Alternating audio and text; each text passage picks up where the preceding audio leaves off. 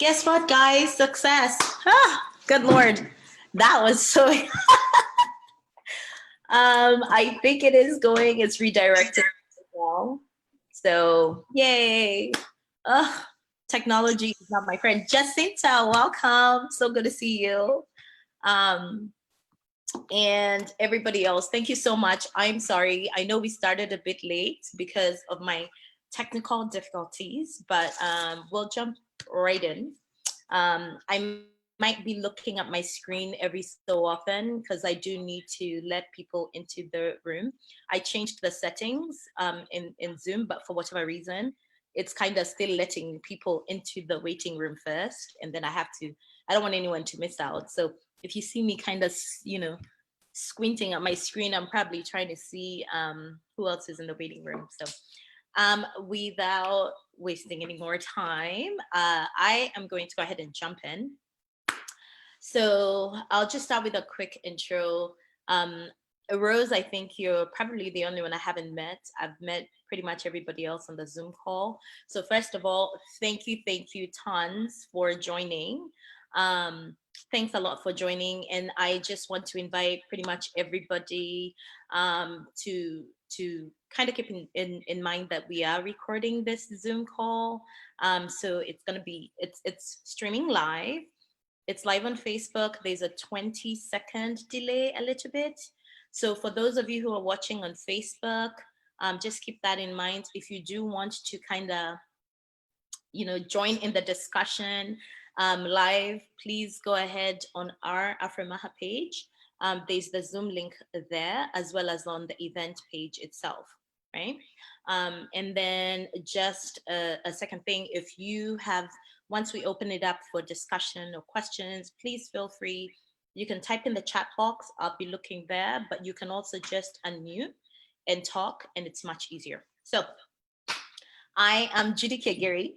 I am the co-founder of AfromahaReads, and I have my other team members on the call. So we're really glad that every one of you could join us today.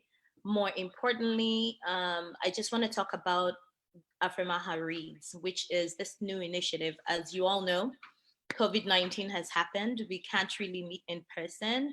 And so one of the things that we do is share culture in the many facets of culture that there is. Reading, literature is one. We love reading. And more importantly, we really wanted to highlight a lot of the African authors that we have out there, and just kind of invite the community to come and learn a little bit about the African experience through literature, right? And so today, actually, we're doing it in two ways. One is through our story time, which is a bi-weekly story time. It's on Wednesday, every other Wednesday.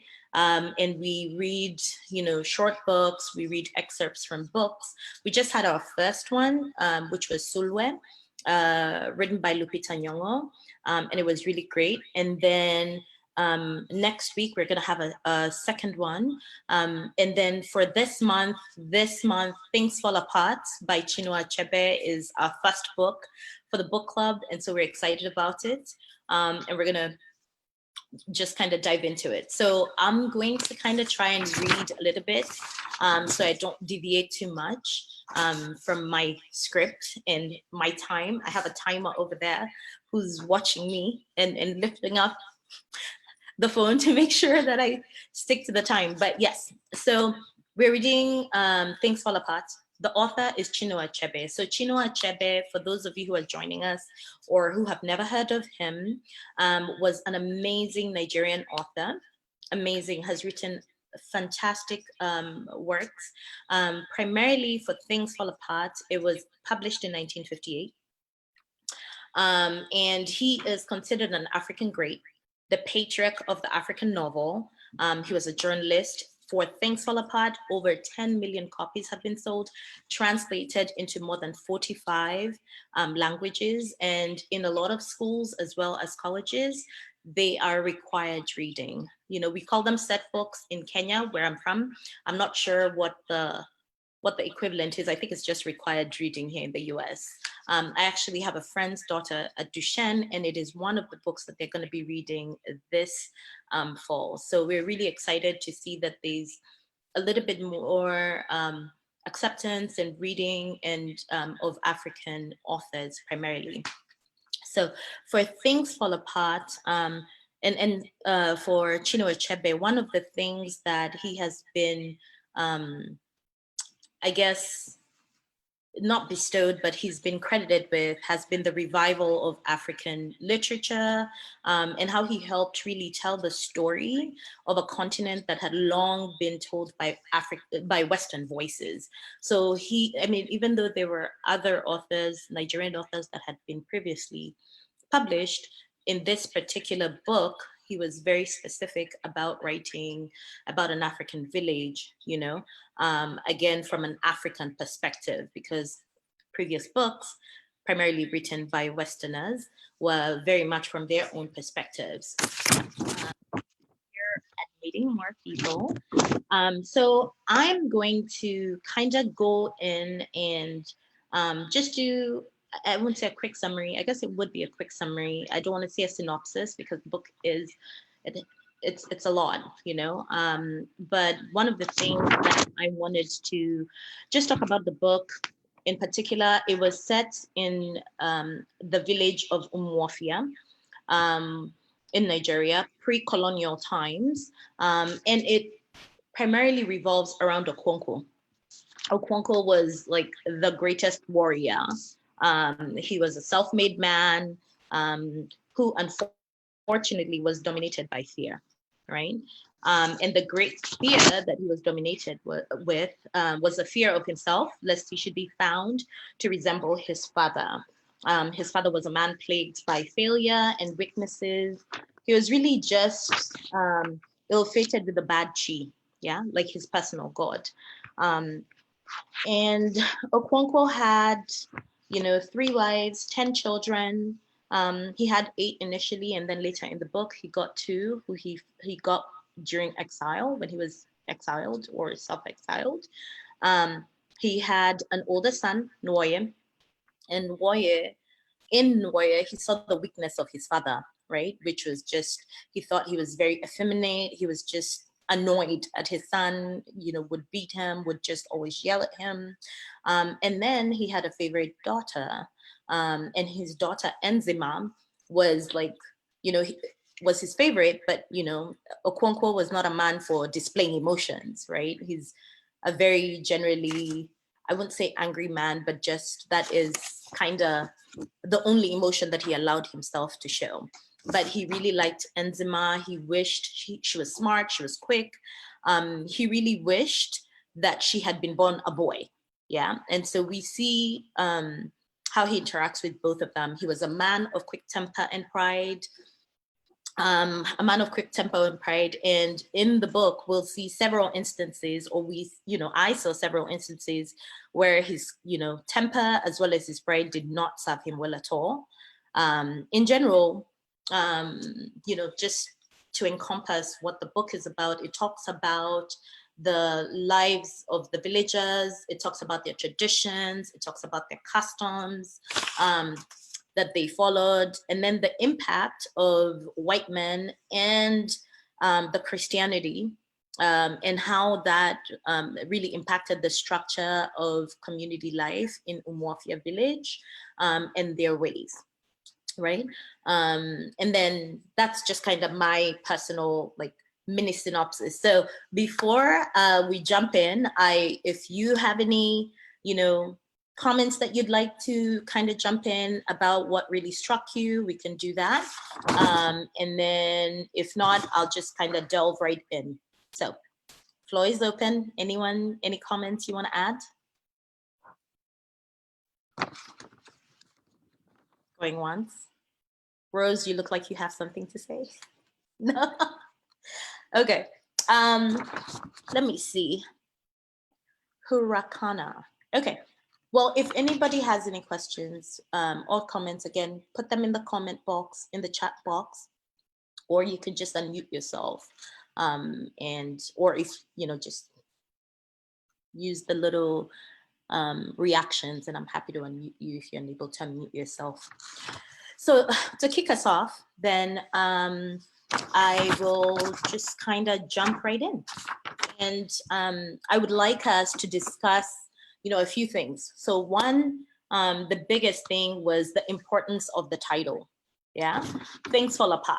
There are several instances in the book where it's referenced. I would be curious to know of what your reactions were in reading the book, if you were able to read it through, or if you read part of it, or whatever. What was your impression of that title, and how adequate, or how it really kind of meshed with the story, how well representative it was of the story? Take us.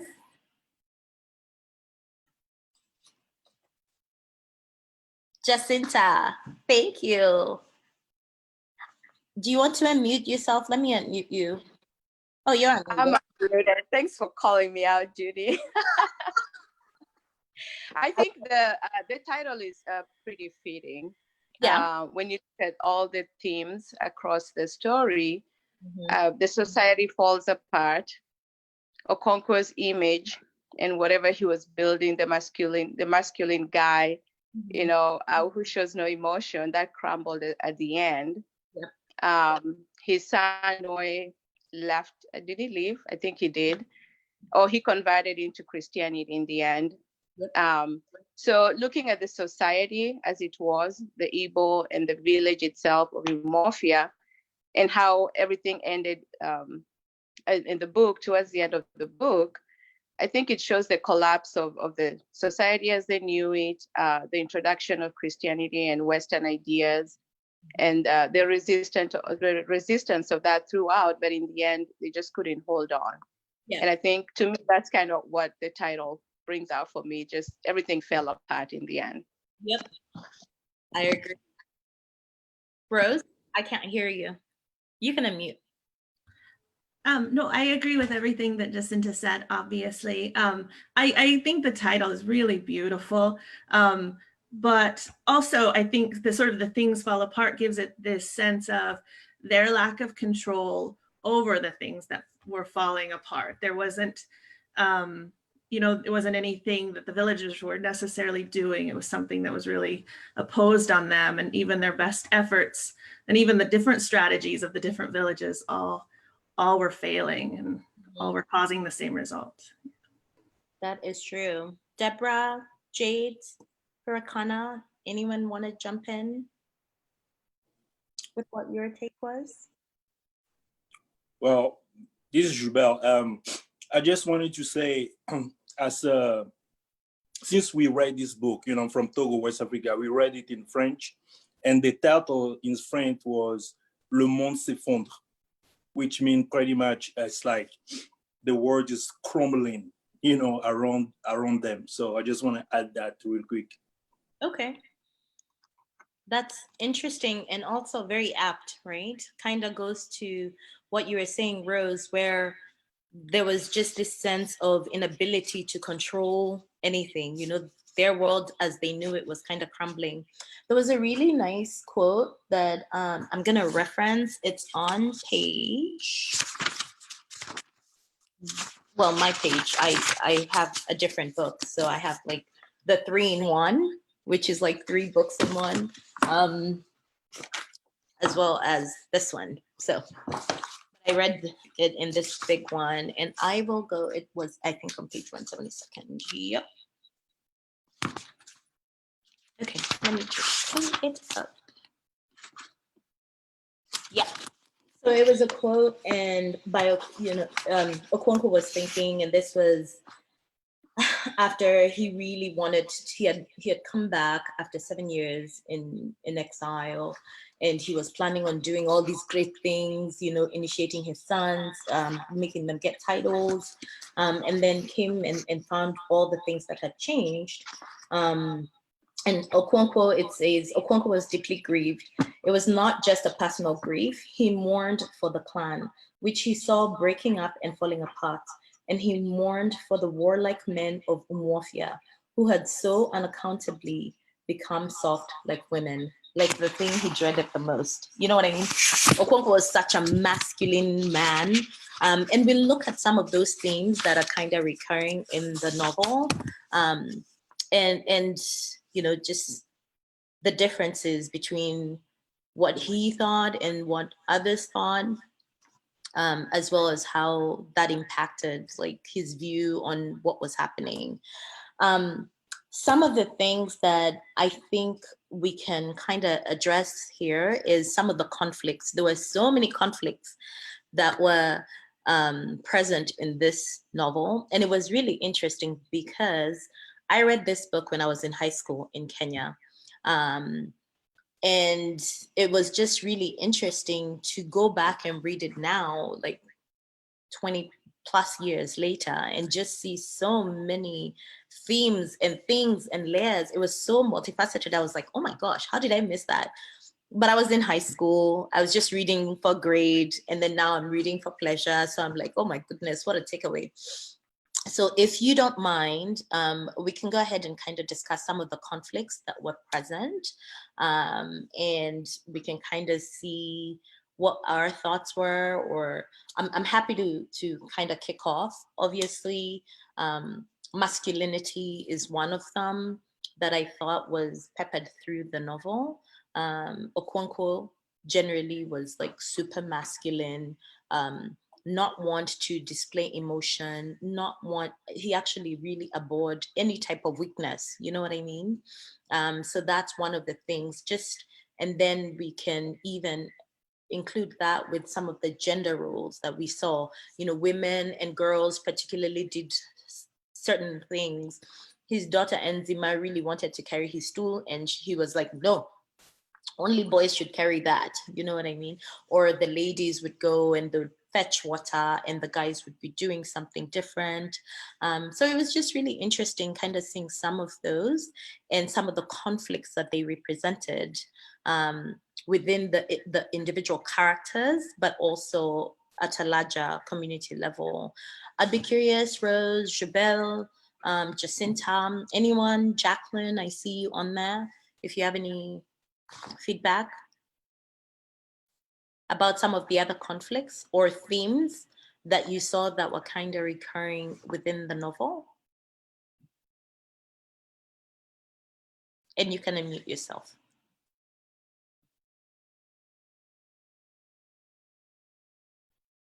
Jacinta, you look like you want to go first. Oh, Judy, I might as well go up first each time. Let's just set that as the rule. I think you mentioned some of the conflict. I may just add on the masculinity. Mm-hmm. It almost feels like when I look, I think the word that Okonkwo used to describe what he thought was weak, for example, his father, mm-hmm. whom he really felt like did not represent what he thought would be, you know, a man, was Agbala. Mm-hmm. Is there anybody that from the Igbo tribe? That would be great if we could hear from you at some point. I know. I need to check on Facebook and see if a Nigerian contingent has logged on. But yes. Right. But the idea that a woman would be weak, you know, I guess in today's society, I take issue with that. But I have to keep everything in perspective at the time. Even though women, you know, they even had gods who were women or female gods, but still they were seen as weak. Then so you have the conflict, or I would say the divide generational between Okonkwo and his father, and then him and his son again. So it seems like I hope he was an anomaly at the time and not not the ideal Igbo man. Yep. But that was really interesting to see. Like, he was so conflicted. It seems like every relationship around him. So I'd really be curious to hear from somebody from Igbo. Speak to us. I know. And let's quickly see if I don't know if I can see anybody. Female gods, but there's a little bit of a delay on Facebook. So there's always like a 20-second delay. But I'll have someone be checking in. Jabel, you can check in if there are any comments on Facebook, especially by our Igbo brethren. Just read them back to us as they come.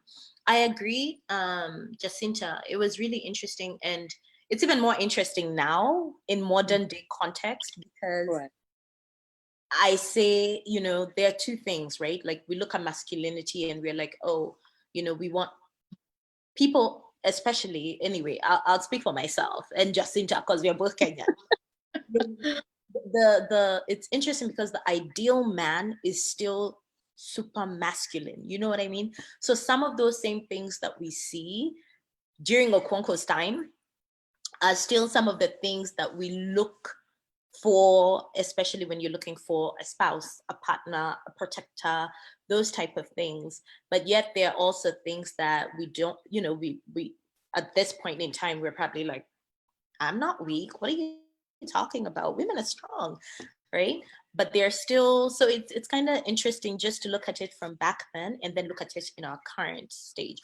Rose, any comments on some of the recurring themes or any of the conflicts that were pretty evident during the book?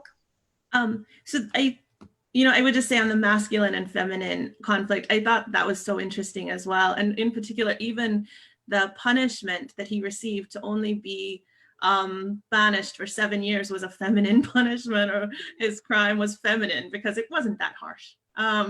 I thought that was really interesting. But Jacinta pointed out, I think, a really good one, the generational divide, obviously, and then what we see throughout too, just the divide, the conflict between tradition and Christianity, traditional beliefs, and sort of those, and then conflicts, sort of a conflict between on both sides, as to people feeling that the other was ignorant. You know, that was sort of the Western perspective, but that was certainly Okonkwo's perspective too, of some of his clansmen who followed along, or who didn't always act like he thought.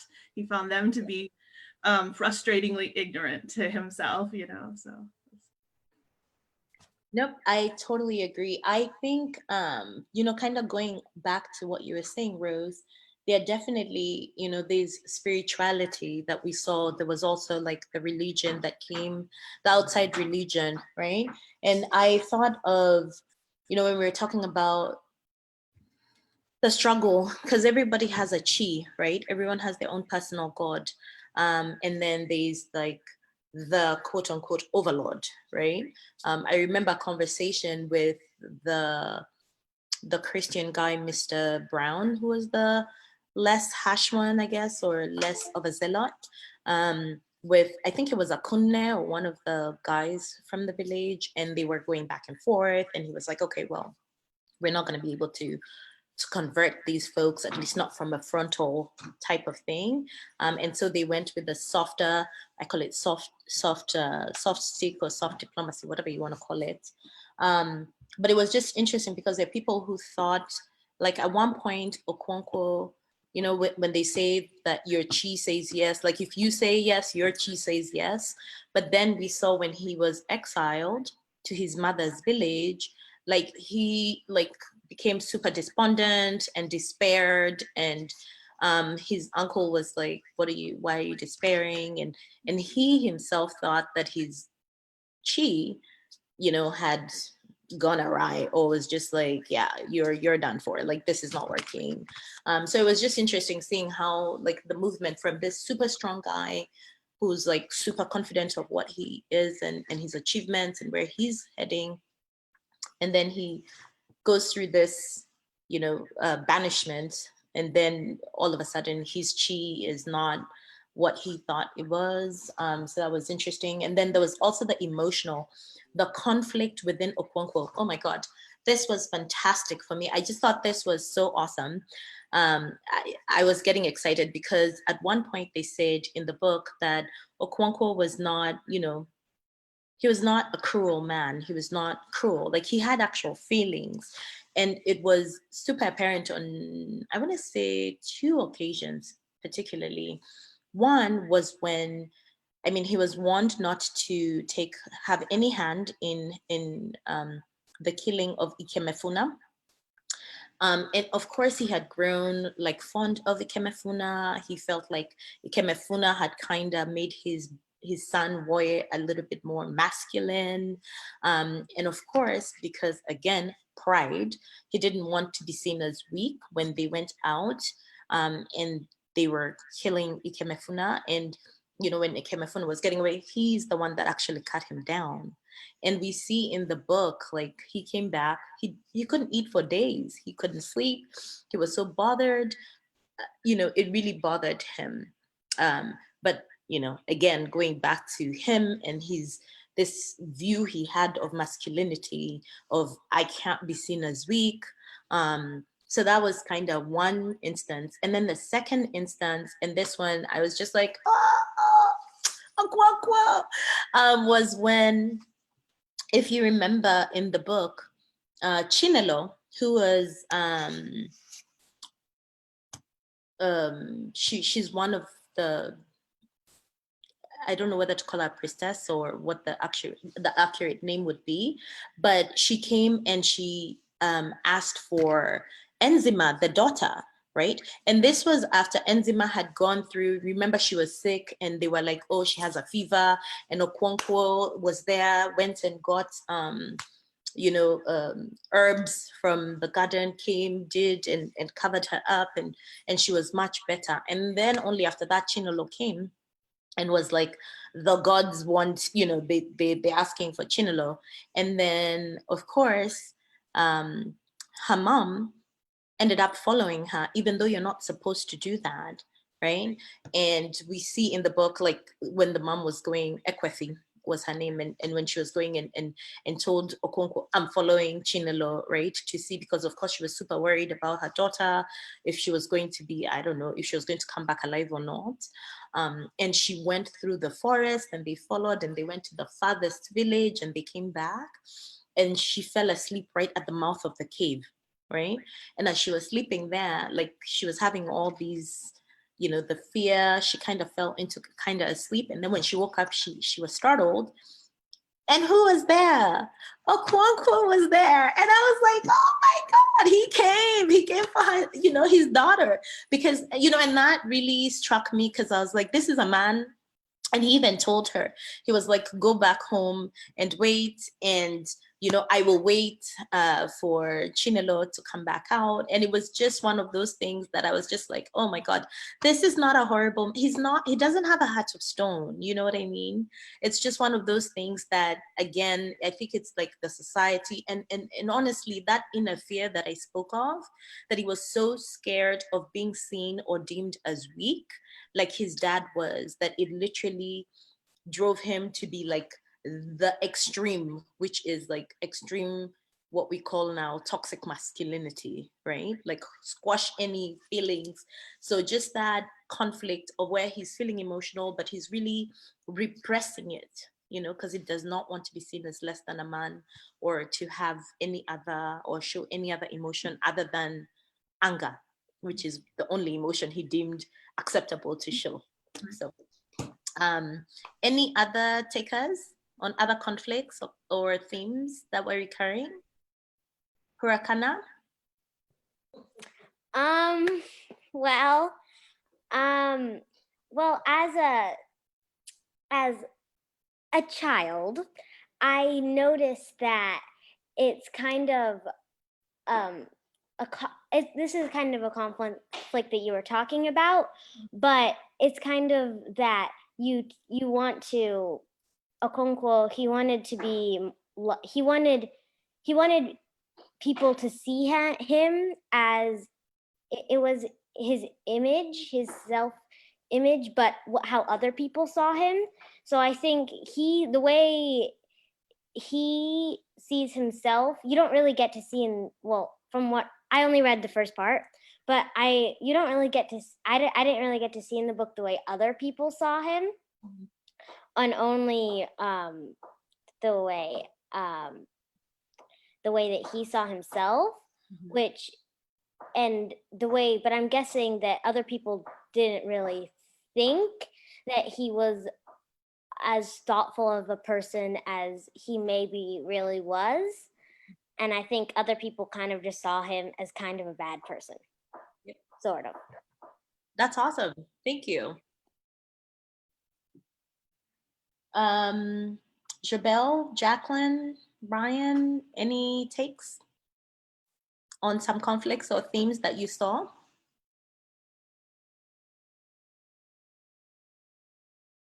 No? Okay. The other one that I would say is social status. That's something that, and I have social status and then I have traditions. And there was, oh my gosh.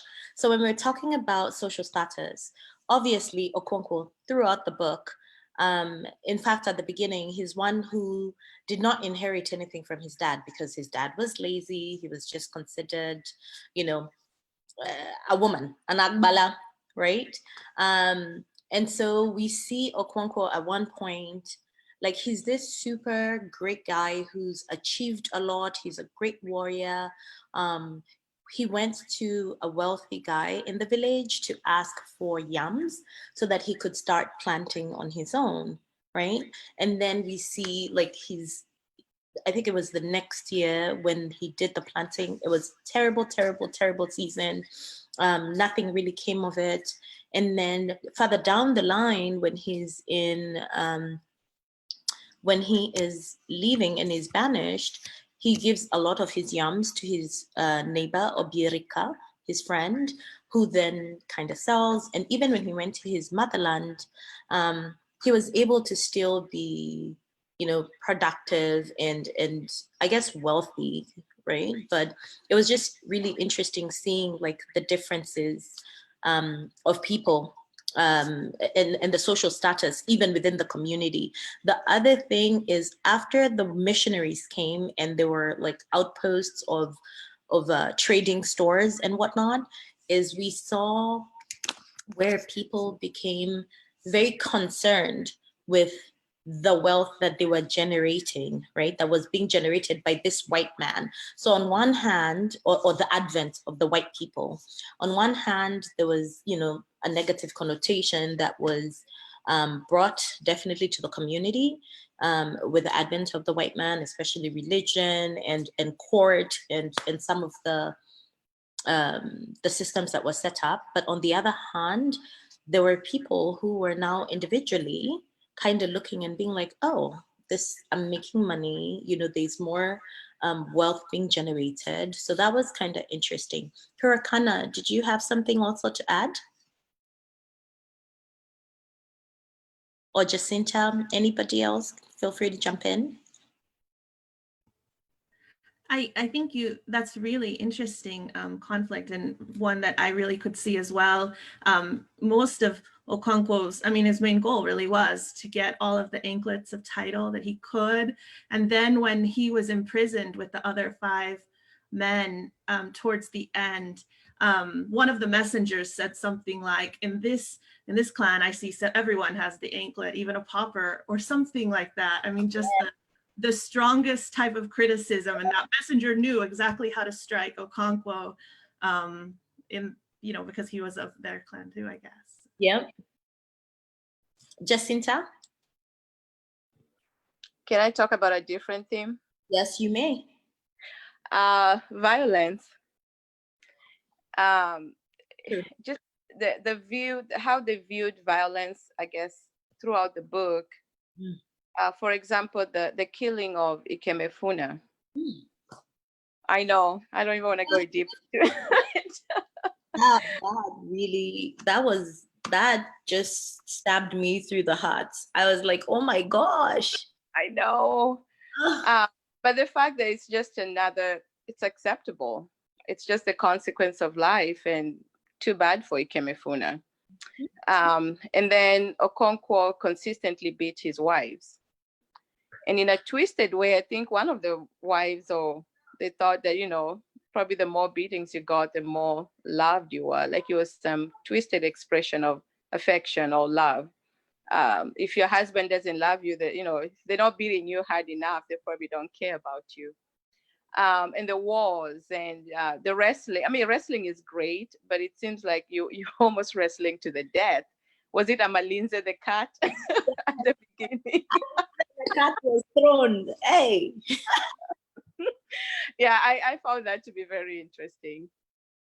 That is so interesting that you say that, Jacinta, because the first time that I see and it's along with violence, but also kind of intermingled with another theme, which is the struggle between religion. You know what I mean?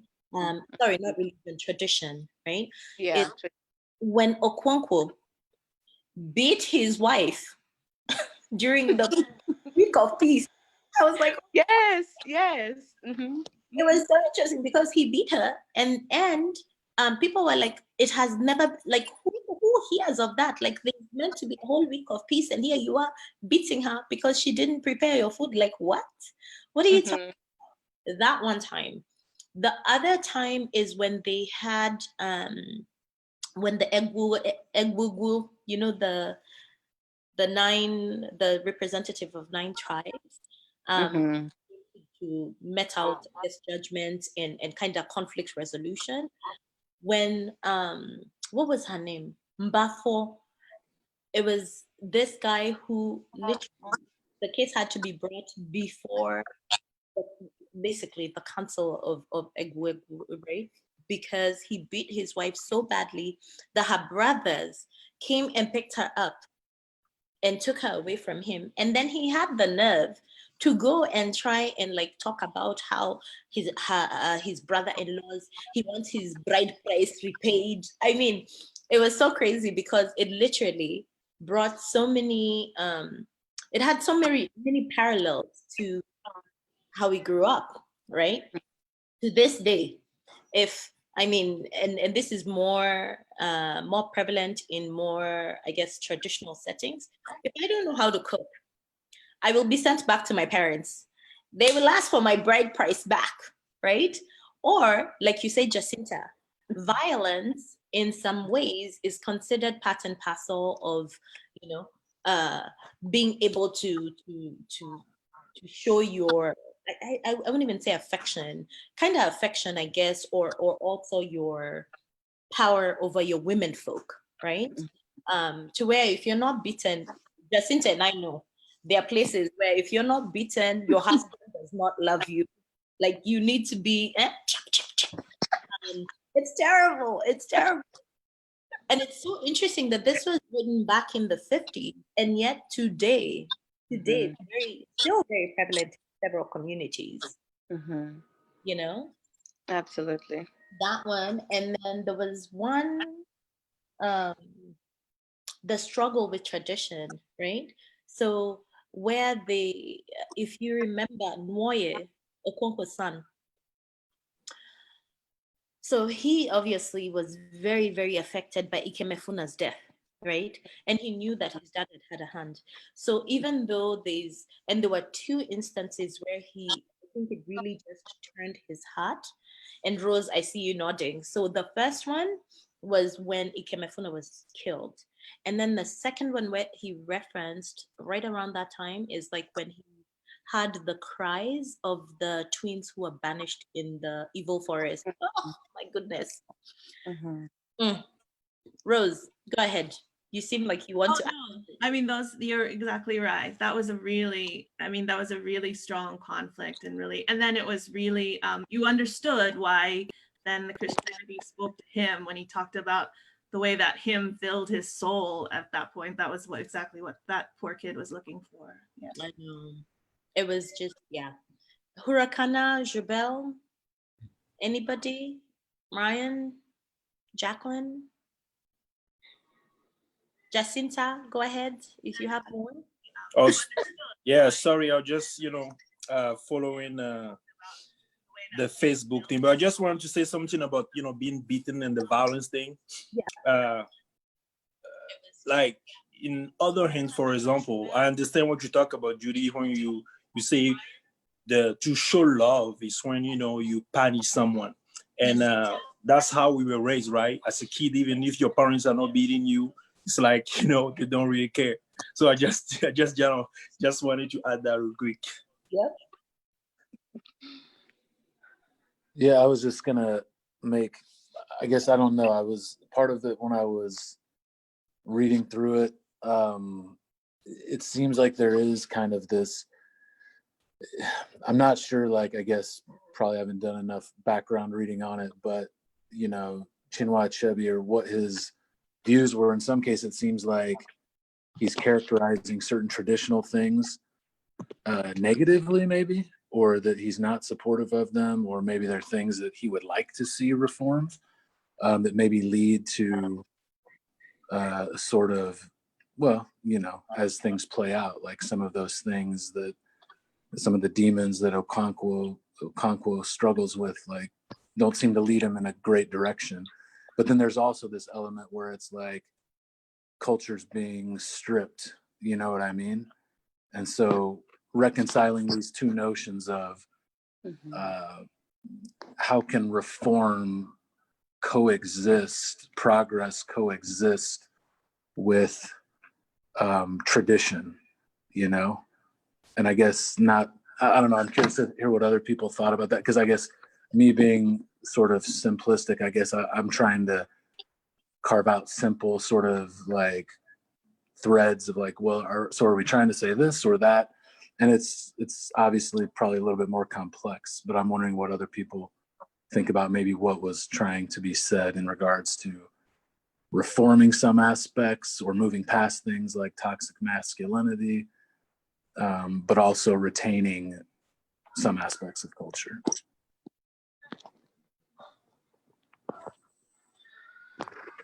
Go ahead, Jacinta.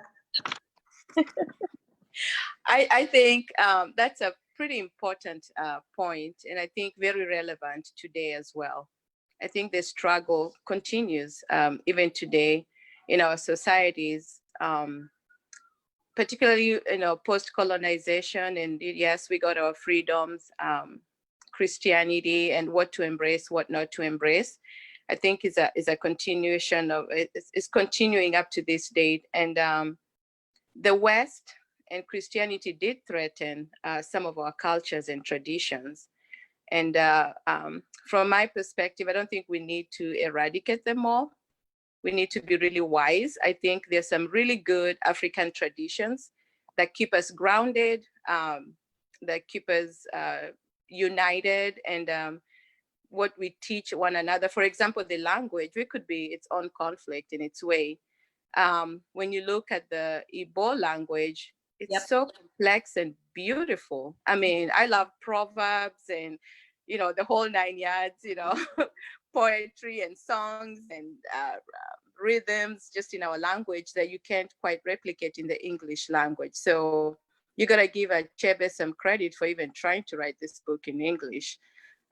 So we have to be careful about what we accept. It seems like today we're accepting anything from the West, but I think there's some really good traditions. But like we've seen with violence and degrading women, of course, some of that needed to change.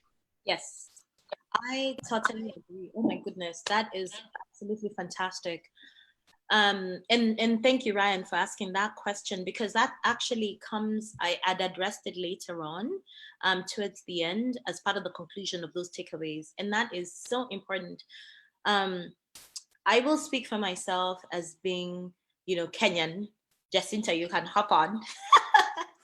But it is something that we really struggle with, right? Where there are a lot of very positive things that are throughout this book, especially when we're talking about traditions, especially when we're talking about customs. Same thing within our own traditions and customs. There are some, just like Ryan kind of noticed, that maybe Chinua Achebe is trying to bring out some of that struggle, right? And some of the not so positive things. And I think, and how do you then, you know, merge those two? How do you then marry those two? Hi, honey, thank you for joining. But you know, I think, Jacinta, you kind of hit it on the head. There are very many absolutely wonderful things that we can take from our own cultures, and from some of the traditions that we still have. And I think the biggest thing is not throwing out the baby with the bathwater, right? Which is kind of how, when Western influences came, that's kind of how it was, where they want complete eradication of quote unquote the evil and dark forces, which are the traditions that they found and the religion that people were practicing, right? And you said it, from language to whether it's food to whether it's like things that were really uniting and knitting the community together. I think those are so important and kind of need to be looked at even as we progress, right? One of the things I always say is culture is always progressing. It's changing, right? It changes a little bit, but we just need to make sure that however it is that it's changing, that we're really looking to make sure that we are not just tossing it all out, that we are still taking things of meaning and that we want to kind of keep and kind of keep moving forward with. So Rose, any comments? Honey, thank you for joining. No worries if you're late. We're glad that you're able to make it. And thanks for everybody who's watching on Facebook as well. Please feel free to just type your comments. We'll get to them as we progress. I was going to say, I just don't think Chinua Achebe wrote a story where he made judgment calls about anything good or bad. I felt like he wanted to offer a story that was true or that, seemed honest or as things were. I didn't feel like Okonkwo was written as a bad or a good man only. He was a complex man, just like every society is complex and every human being is complex, and Okonkwo was too. And I don't think Chinua Achebe would want us to take only one side or say that he thought things should change, that maybe he just gave us an honest account of conflicts. And yeah. No, that's great. I agree. I think we can look at it in a very generous way, right? And I think for me personally, it was so important when I read this book way back then and now when I reread it again, in just really understanding. Because I think, I grew up I grew up primarily on Western education, and to be able to read stories, and that's one of the reasons why we are doing this, is to be able to read stories by African authors of African perspectives that is really important, because then you're able to see and you're able to think, and I'm able to visualize the village life, some which I've seen when I've been home and I grew up around, but just to kind of look and be like, oh, wow, indeed. The thing I think that made this book really resonate with me is that you were able to see people and see their emotions. You know what I mean? See yourself. Like I saw myself in several people in this book, and I was like, oh my God. It was really fascinating. Lots of conflict, lots of recurring themes. Some of the ones we've touched about was, the physicality, the masculinity. We've talked about the violence that was there. We've talked about the struggle, and so, and again, like Hani put in there, and I'm so sorry if I'm butchering your name. I'm just going by the syllables. You're getting it right. Thank you. Right. Oh, yes. Wonderful. Wonderful. You read it in college. It impacted you so much. And you remember how resilient Okonkwo was in times of his trouble. Tell us a little bit about that, Hani. Just jump right in. Well, I'm not sure if I remember all the details still, but there's one sentence that's still stuck in my memory, is that the year Okonkwo borrowed the yam, that sentence that starts with this. So that was the worst year ever. And then his troubles started there. Yes. Everything else just got in on tweeting. And it was so sad. At the same time, you learn facts that are so real in our societies. Yep. You wonder, okay, wow, how is the author able to describe these events and make you feel and live them as if you were in the plot. That's something that I still, you see how many years, it's more than 10 years. And I still remember this part. I never read the book again. Yeah. So it means it was really powerful. I felt it really to be able to remember it still now. No, that's true. I mean, things fall apart for sure. There's a reason why they say it is one of the most important books ever. You know, if you're going to read about African literature, read Things Fall Apart. I think it's very impactful in so many ways, and it touches on so many things, not just back then, but that we're experiencing right now in today's modern African society, in today's society right now, even here in America or wherever it is, everybody is. Jacinta. I have to be on my toes here. I know this is your favorite book, so I know you have a lot. You're just burning. You're burning. Bring it out. Bring it. Share it. No, I do agree with I'm sorry, I'm gonna say it wrong too, Honey, whether it's a real name or whatever. Anyway, it is real. Oh, it is real. Yes. Okay. I thought it was like a social media name or something like that. No. That's the true one. Okay. It's a book that leaves you with a lot of impression. I still remember phrases here and there, even years and years later. And my son actually read the book recently at Bellevue East. So kudos to the literature teacher there. But I just want to piggyback on something, Judy. We talk about Okonkwo not expressing emotions, right? Yes. I think he just chose which ones to, because he freely expressed anger. Oh, yes. That was the one. You see what he, let me find the quote. Keep going. Yeah, I mean, that was the only emotion, that a man, I guess, was allowed to express. And so by suppressing his other emotions, by not being able to express love or fondness towards his children or wife, I feel like that came out in the most cruel of ways when he expressed himself. And so it kind of underchanged him, even though he probably had those, the feminine side of him, he repressed completely, or whatever he associated with being feminine, right? Yes. So I think that was really, like you had mentioned earlier, the conflict within that eventually boiled over. And that repressing of emotions. I mean, I just remember, especially he seemed very affected by Ikemefuna and the death and just that feeling, that sixth sense that something wrong was going. I mean, the minute he did that, I was like, oh, good Lord, what more is going to happen? I'm sure something bad is going to happen.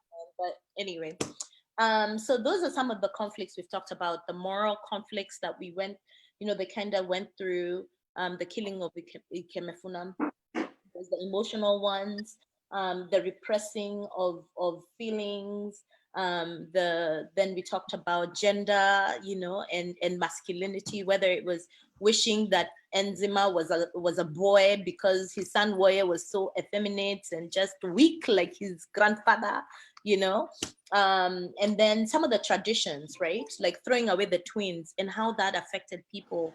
And how we actually see that later on when the religion, Christianity, and the missionaries came, where a majority of the people who actually, the converts, were considered the weak ones. You know what I mean? Like those weak people, the Agbala, those ones, they're the ones who would let them go ahead and just, there's a reason that they were weak to begin with, and that weakness allowed them to be converted easily. So that was interesting. And then I would be curious to hear what people's thoughts are on the point that Achebe was trying to make. Do you think this book was political? Was it him expressing his anti-colonialism? What are some of those? What do you think? Like when we talk about what was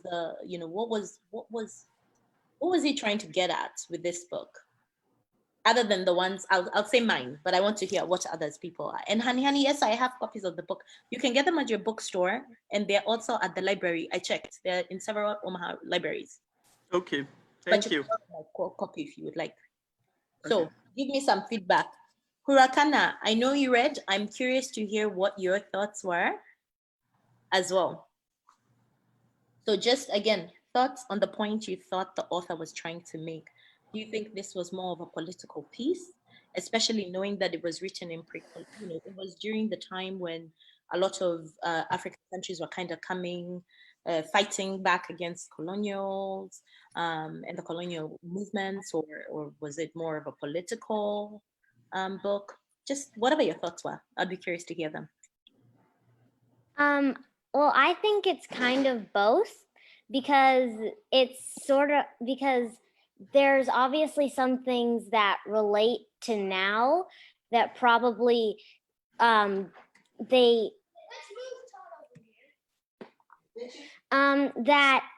probably relate to now, because for example, when colonial people came, like they changed a lot of the ways things were done and things happened, and they also they kind of like overpowered them and ruled them. And I think you can really see that in the way, even if you look at, say, American history, you see that the same things happened when people came.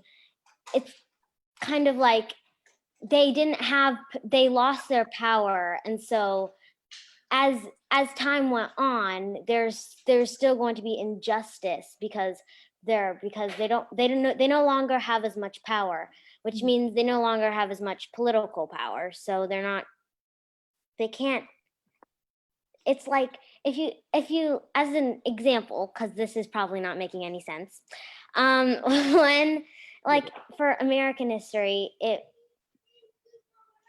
if you had, say, Native Americans, and so since the United States was colonialized, and how it was they technically, because they lost all of their power, they were sent to, say, reservations, or technically forced to do things. It's still a situation now that's politically, because there's not there isn't, because they're still there, like they still have less power, because it's still politically we're still controlled by predominantly white, kind of. Yeah.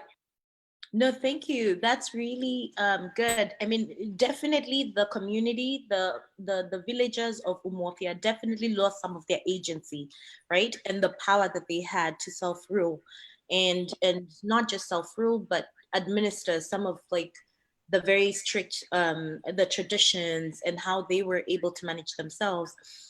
The missionaries and white folk came with, structures and government. They had a district commissioner who was meting out judgments, and so on and so forth. So I think there's definite parallels, like you said, Hurachana, even with here in the US, where we see when they, when the white folk came over, where they took over, native lands, they pushed them off to the reservation. So there's changes that came, right? Whether it's changes in that political dynasty that they initially had, or the systems that they had, those kind of were forcibly removed, right? So the same thing that they were doing, only that they were using primarily religion as their main tool. So I'd be curious, other takes on the call? From my perspective, I didn't feel a political message in reading the story myself. And in part, I think that came from the fact I didn't feel like the book was an indictment of colonialism. I think the harshness of colonialism that we know of wasn't necessarily presented here. It wasn't the ugliest story of colonialism. It wasn't all of the bad that we know happened. you know, and in fact, I also kind of thought the Christianity was given a bit of a generous writing. I mean, there was a contradiction. There were two ministers, and the one was rougher, but even he was not, I think, as brutal as Christianity could be at times. So in that ways, I think Chinua Achebe was really kind of generous and didn't write it as harshly as colonialism often came down. Yeah. And in that way, I couldn't read it as an indictment of colonialism, because if you were going to do that, I think you wouldn't write a story that was complex and maybe even generous on that way. You would get to the atrocities, I think. Yep. Jacinta. Yeah, I would agree with that he was pretty generous. And I really wonder who his audience was when he wrote this book. Because when you look at the ending, especially, I think towards the end, I wonder if Chinua had not written this story and it was written from the point of view of the missionaries, I think they would have oversimplified what took place. And I think Achebe was trying to let the West know that when you come into these places, right, and colonize and institute your own way of living, you are ripping apart an already complex, probably in some cases superior society that's already in place. And so he wanted to show them that there was more than just, sometimes when we read our history in the West, it's really redacted to, it's really simple, almost degrading sometimes. Oh my And when we read through this, it just tells us we had really complex societies and governments and systems in place. Whether you agree with the religion or not, it was orderly. Whether you agree with the violence or not, we had rules, and to come in and just rip that apart breaks people up. It breaks societies. It breaks the man, the woman, everybody, in the children. And so I think what Chinua Achebe, in my mind, what he was able to accomplish is really show people what the African society looked like. And so I think more so than ever, I think the audience was the West, because he could have written this in Igbo if he wanted to. Yes. That is fantastic. That is such a fantastic takeaway.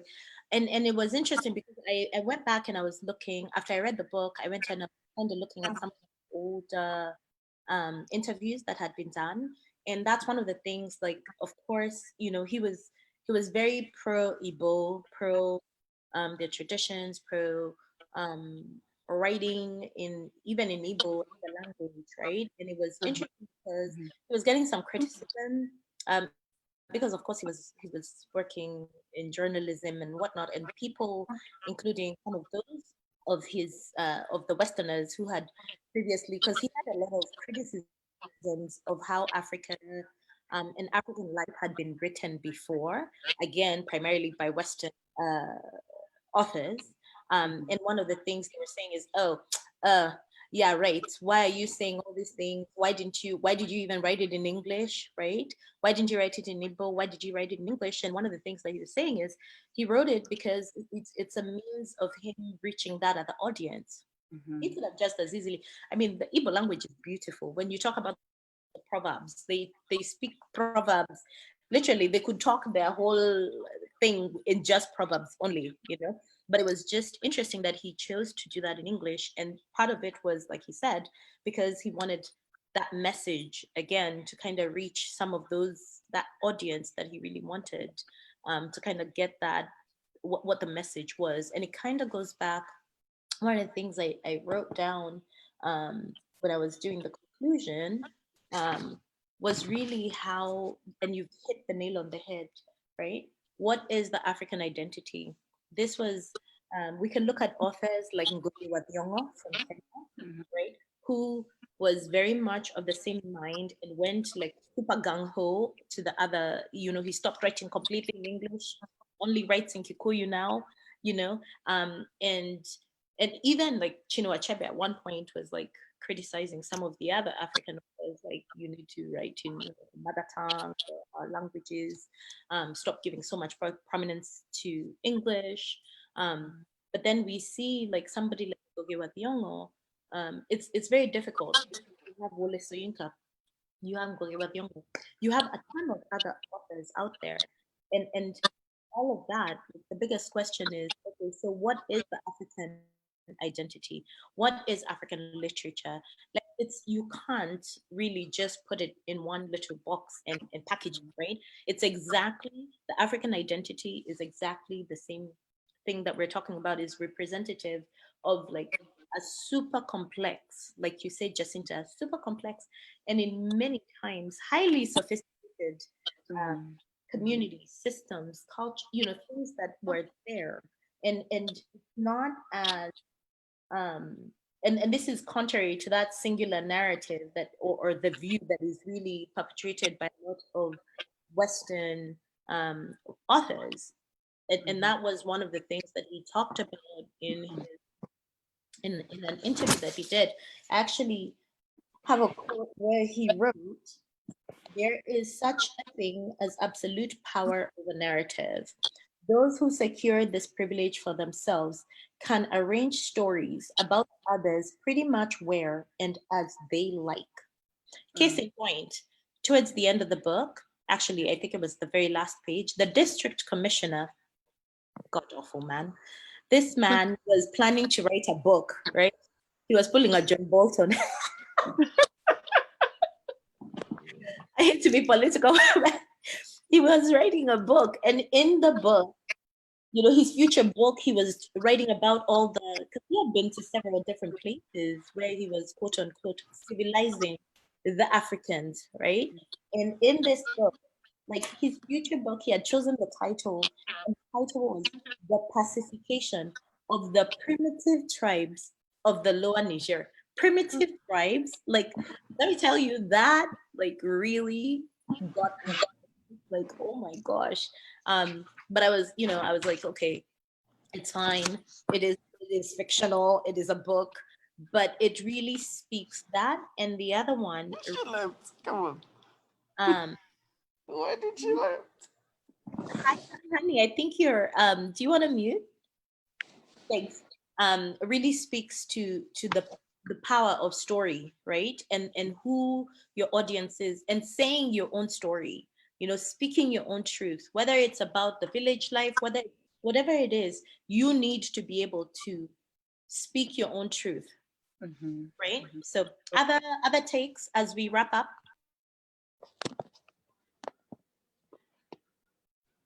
I had a question for people. You kind of touched on this earlier, but there's something I was interested in. The death of Ifuma. Again, going back to that, it doesn't look like there was really a reason for it, other than maybe like it appears that this individual was offered up as part of the, I guess, the deal that Okonkwo brokered, and there was the virgin, and then Ifuma, who was given. But then the death to come 3 years later, like I wondered what was the reason behind that? And I guess I wondered too, maybe it's just telling the truth, but that seems like a particularly tragic or senseless death to highlight. And I just was wondering what other people thought about the inclusion of that. Sure thing. So page well, on my book, page 57, I'm just going to read a little bit. And this was when the elder, hey, I'm probably going to butcher this name, Ogwefi Ezeudu, came in, and he was the oldest man in Umuofia. I know I'm butchering it. I'm so sorry, my Nigerian people. Yes, anyway, you understand who I'm talking about. But he came, and he had been a great and fearless warrior. He was accorded super great respect in the clan. He wanted to have a word with Okonkwo. He's the one that brought the news of the fate of Ikemefuna. And he said, "The boy calls you father. Do not bear a hand in his death." Okonkwo was surprised and was about to say something when the old man continued, "Yes, Umuofia has decided to kill him. The oracle of the hills and the caves has pronounced it. They'll take him outside Umuofia, as is the custom, and kill him there. but I want you to have nothing to do with it. He calls you his father. I think so. To answer your question, Ryan, the oracle deemed it so, right? And this was a community that was ruled by whatever the traditions were. You do not go against what the oracle says in brief, right? I think its inclusion is a good way to show how they adhered to their own traditions. And even when things didn't necessarily make sense, at least, you know, especially after 3 years where the boy is now calling him father, his BFFs with Nwoye, his son, and he's made his son become into a more masculine boy. I think it's just, at least from my take, it was to show, you know, kind of some of those traditions, some of those things that they did follow, right? Hani had a question and I'll let everybody else kind of chime in. But Hani, I saw your question about, is the fact of throwing twins real? Yes. I don't know about in Nigeria, but I can tell you in other communities, twins were a bad, an omen, you know, so considered an abomination and they would be thrown out. So that's just kind of answer a question in there, but I would be curious, other folks, please go ahead and chime in on your thoughts of Ikemefuna's death, especially years. I'm curious to know what your response would be to Ryan's question.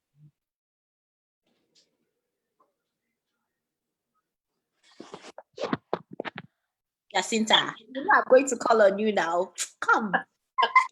My sister, okay.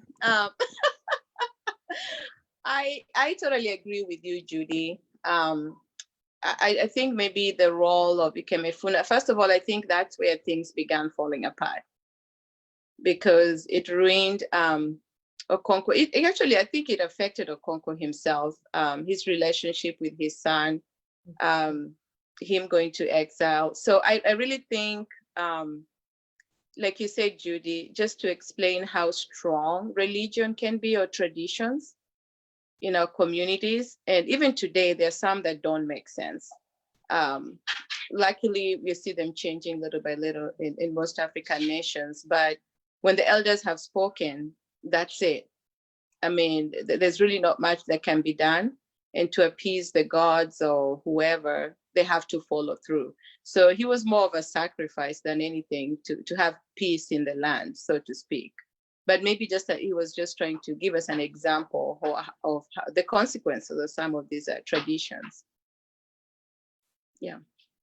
Thank you. Other takes, and then I'll come to the chat.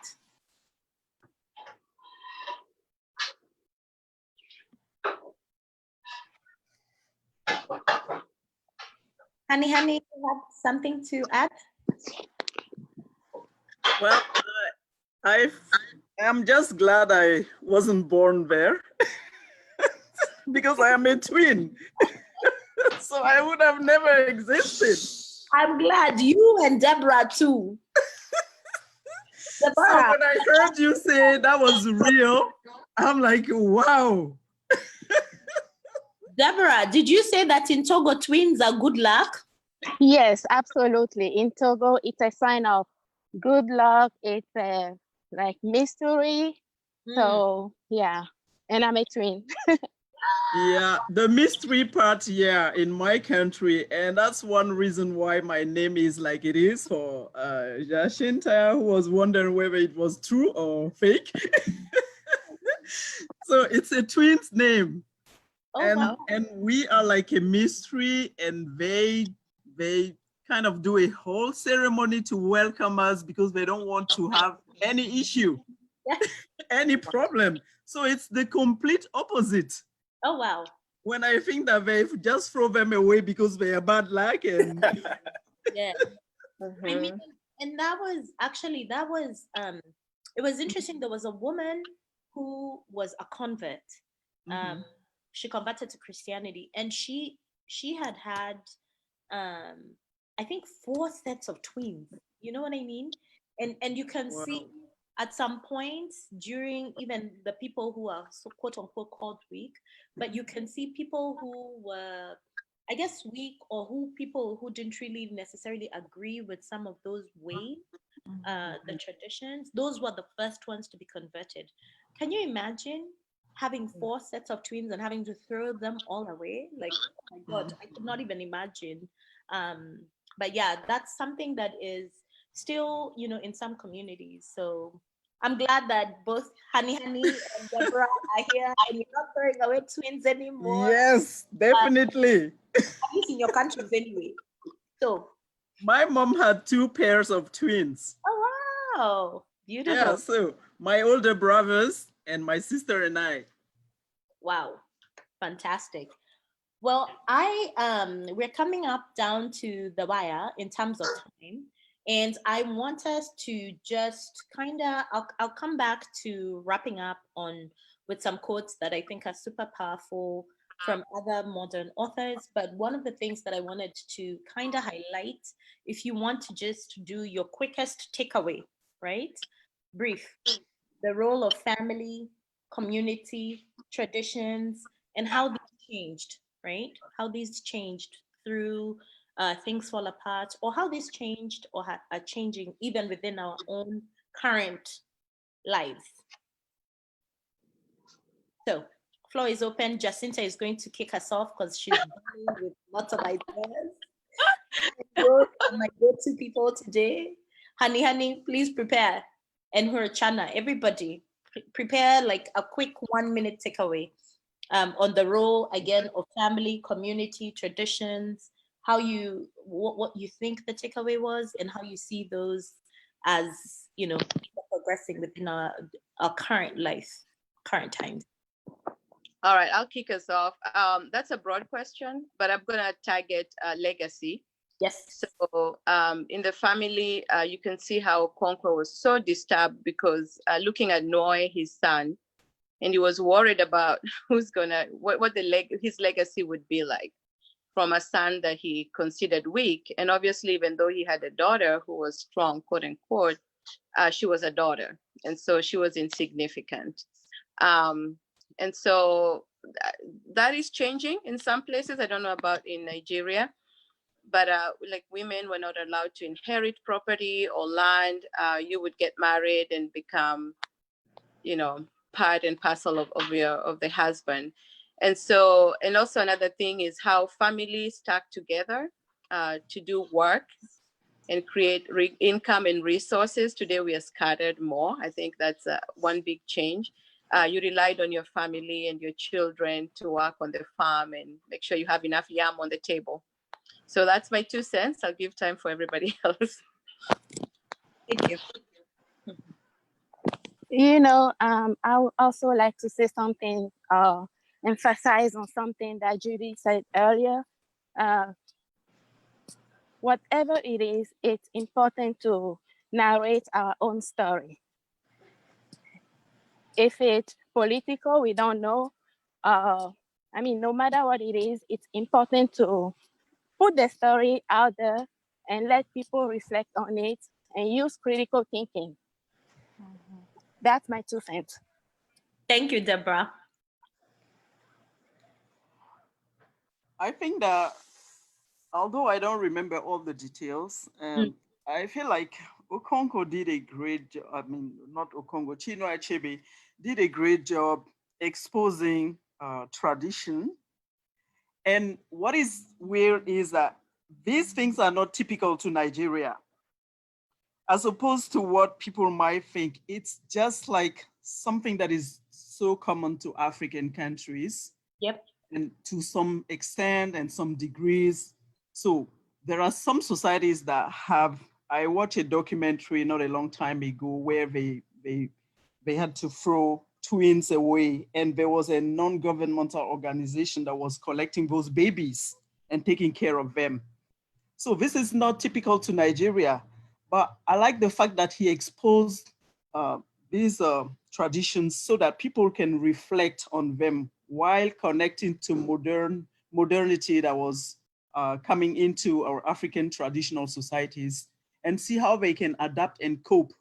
Because it was like a struggle between Christianity and then traditions. Mm-hmm. So it's like you had to be able to adapt to something that is there, that you can no longer deal without. So adaptation was really something that was compulsory. You had to figure out how to live in a society that is no longer going to be aligned to the traditional norms, but there was some change coming in. So how do you deal with that? So that's something that I took away from reading the novel. It's a long time ago. I forgot all the other details, but That's okay. at least, Thank you. yeah. Other takeaways? Rose, Rochana, Jobel?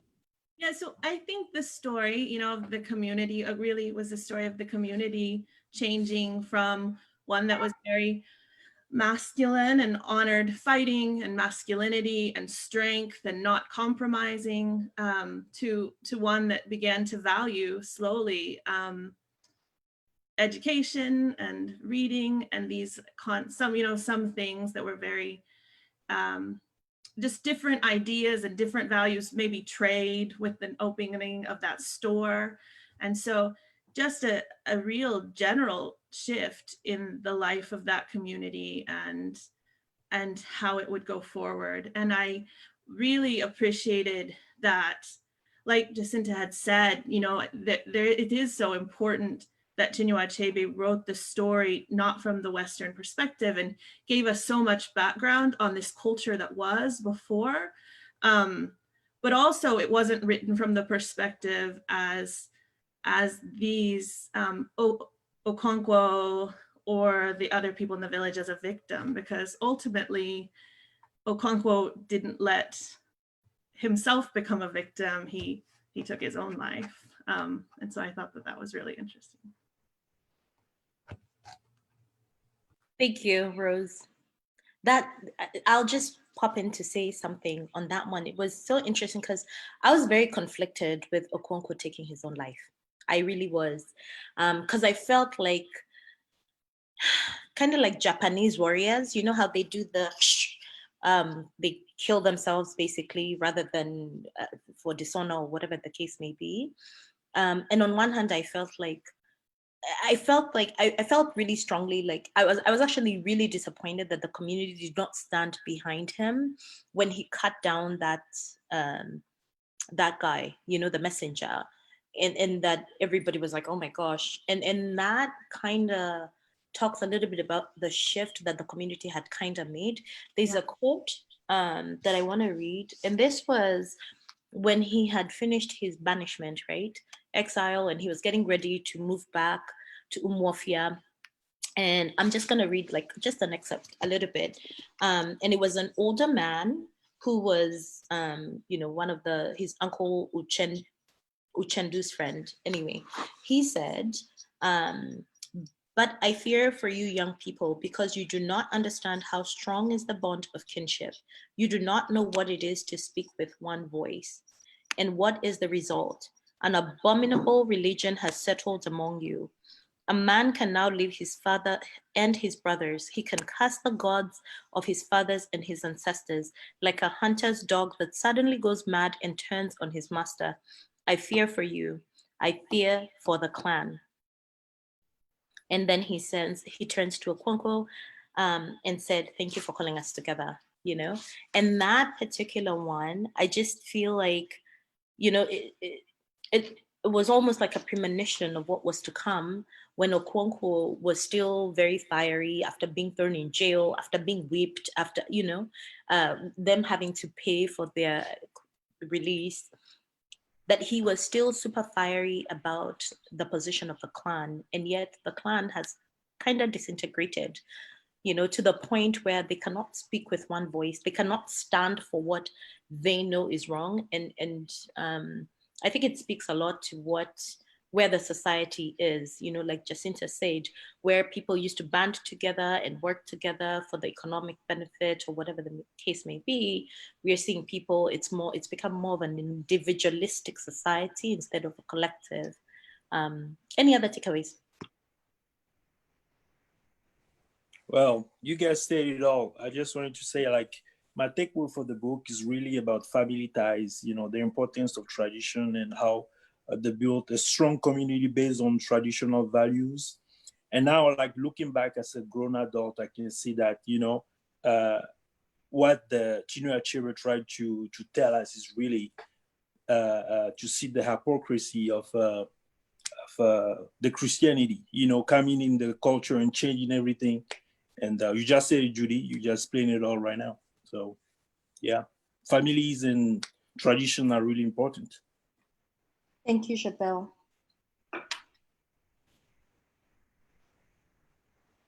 Any other takeaways?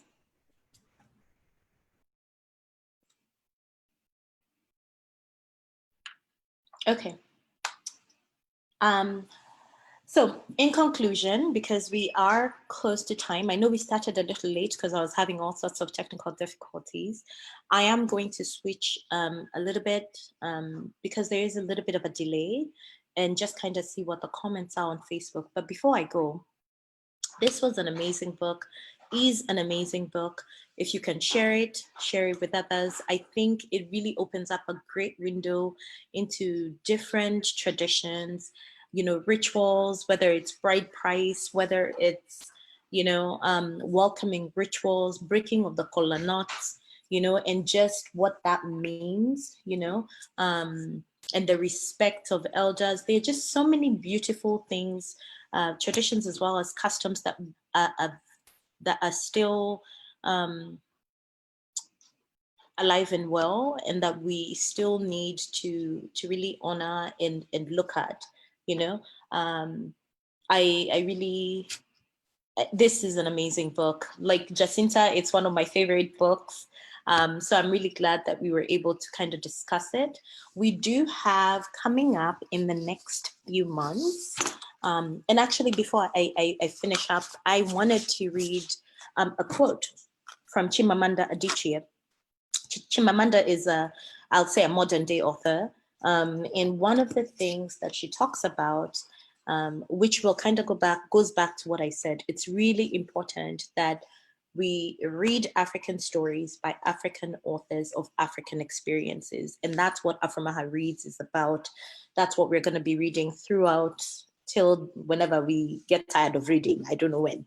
But Chimamanda has a TEDx talk, so you're more than welcome to Google it. It talks about the danger of a single story. And in the danger of a single story, very eloquently, she put it, and I kind of paraphrase the quote, is the danger of a single story is that it creates stereotypes. And the problem with stereotypes is not that they are untrue, but that they are incomplete. They make one story the only story.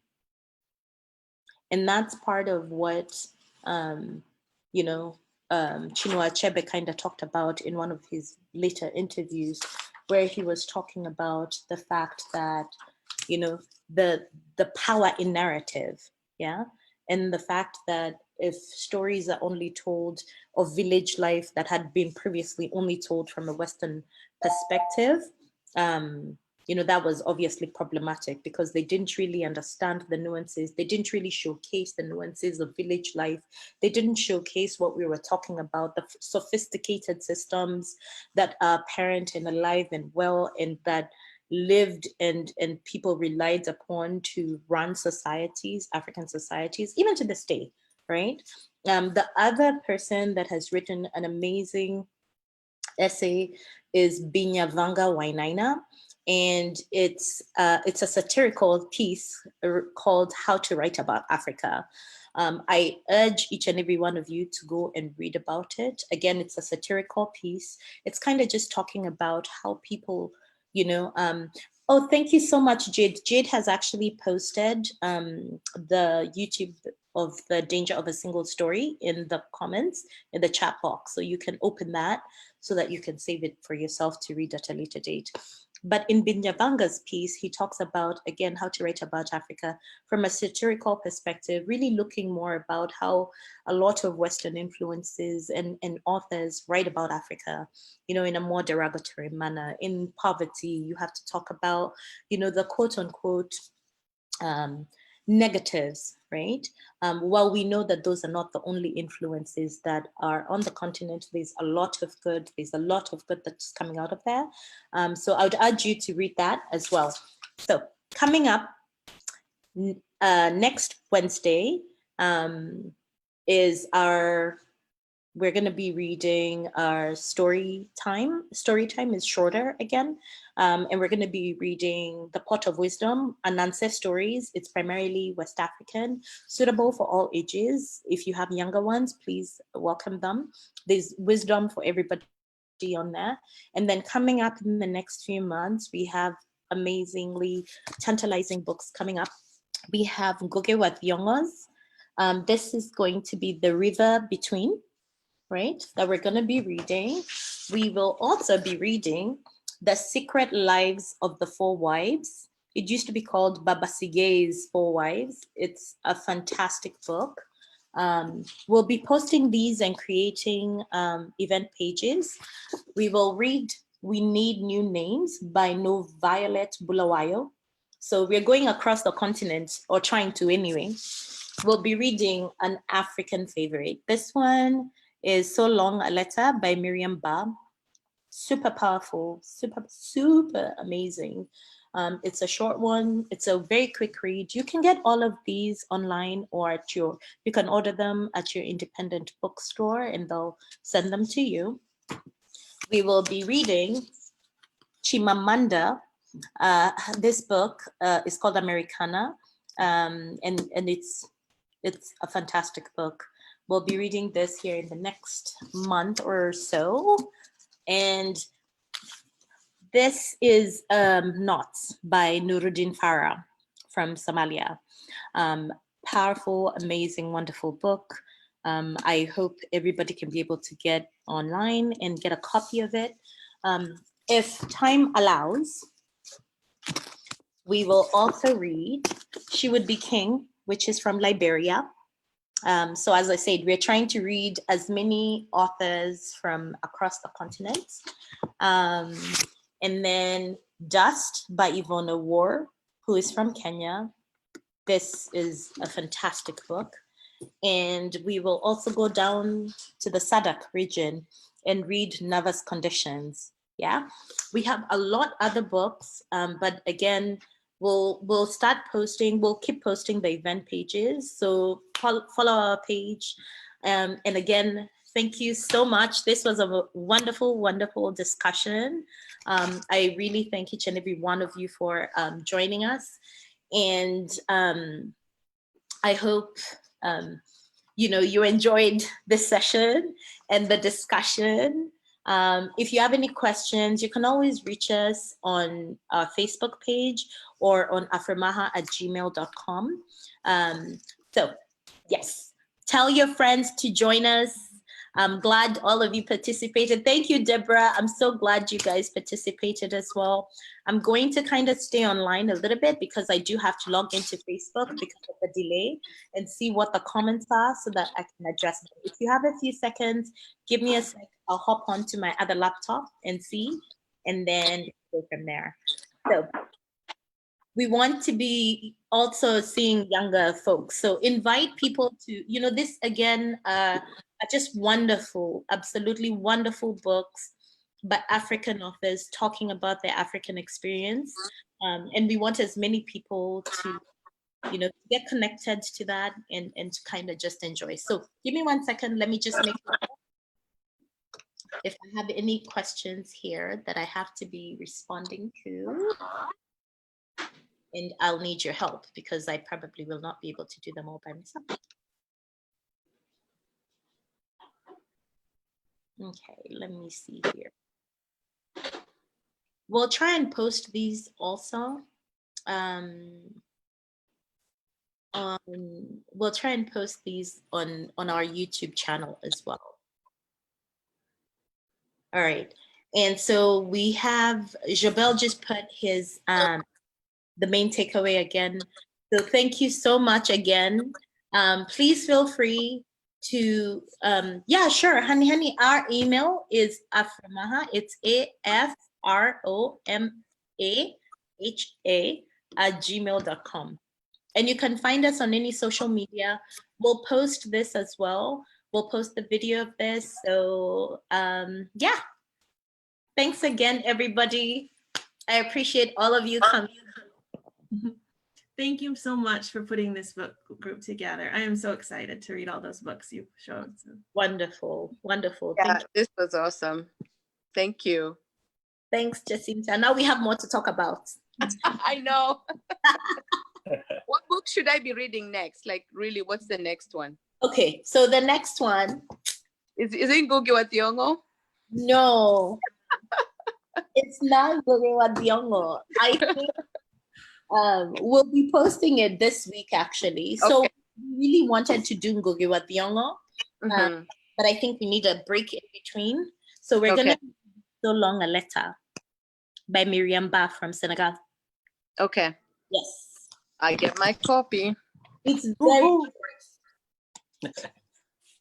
See that? And I'm then so glad I read that one in French already. So oh, you yeah. did? Ah, there you go. So you need to join. Yeah, because it was originally written in French. Yes. Yes, it was originally written in French and then translated. And then we I need, need a copy. hey, my friend, online. Online is your friend. You will find it wherever you go. All right. Thank you. And then Jacinta, get this one. Hi, Jade. Thank you so much. I'm so happy to see you. Thank you so much. I wanted to hear. I didn't want to talk. No, It was a wonderful conversation. thank you. Thank you. Thank you. Thank you. And on Wednesday, we're going to have another conversation about Kindred, so you can hop into that one too. Yes, I need to finish reading Kindred so I can join it. And we're going to talk about Children of Blood and Bone in August. Are you? I love that book. It's by another African author, Children of Blood and Bone. Tommy Adeyemi. Adeyemi? Yes, thank you. Adeyemi. Fantastic. So thank you again, all of you. For those of you who are interested, Jade is also, she runs the House of Afroscapes and Curls, and they're Hi, also Jade. Hello. they have Hola, a Jade. book club as well. So we will read all sorts of books. There you go. Oh, I see I you. love that. All right. Well, thank you so much, all of you. Again, really appreciate each and every one of you joining us. Please share, come in on Wednesday for the short stories about Ananse. And then for the next month, just follow us on our page. We'll post the books and we'll post the event page. I want it shared. I want people reading, not just we need to, we all need to. So Right. thank you so much again. All right. Have a good one. Bye, Thanks, everyone. Great job.